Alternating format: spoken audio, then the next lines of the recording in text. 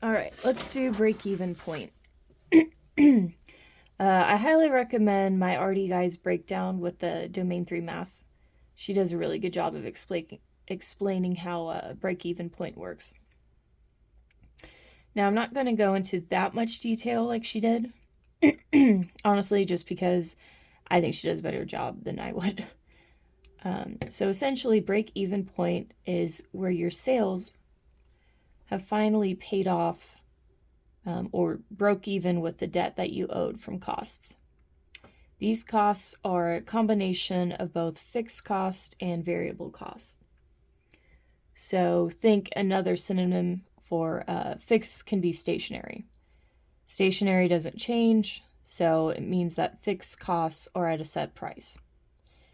Variable cost, I think of weather forecast and how the weather can vary based on the day.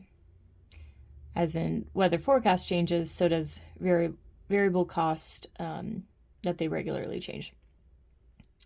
Now, I won't lie, this is one of the hardest formulas in my opinion, and that's because there are two different formulas to use.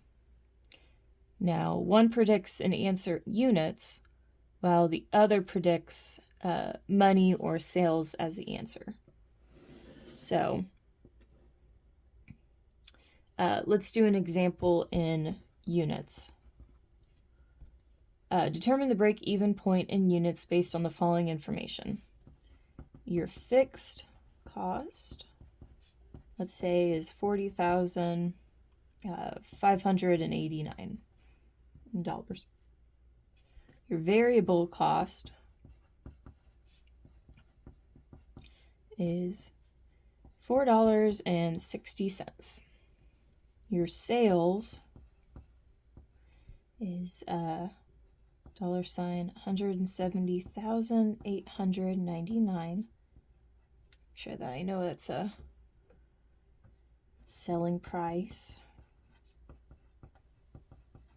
is $8. So let's read the first sentence. And I say this a lot with math. They give you a lot of numbers sometimes, or the problems can be very wordy, and sometimes you don't even need that information. So what I always say is read the first sentence. If you don't see what here, I'll write it down, the question. Determine the break even point in units based, can you see me? Yeah. Based on the following. And of course, this would be here before all that. So I always say read the first sentence, and if you don't know what they are asking, go to the last sentence. And it's very often that the question that you're trying to solve for is either in the first or the last sentence. So there's only one sentence, and we see that we need to find the break-even point. And it says in units, because like I said, there's two different ways. And I'll show you the other one too. But for now, this is all we know.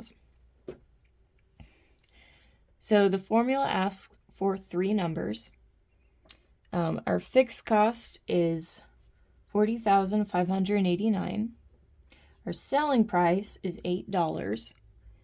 And the variable cost is $4.60. Oops, that is not what I wanted. Okay, so we subtract the selling price. So $8 minus my variable cost, which was at $4.60, and that is $3.40. Make sure you carry over your units. You don't want to round up or round down, just leave it as is. Now, we're going to divide the fixed cost, and that's $40,589 by the answer that we just found, and that was that $3.40. Once you do that, you're going to get 11,937.9. And these are the units that should be sold in order to surpass your sales, which is 170,899.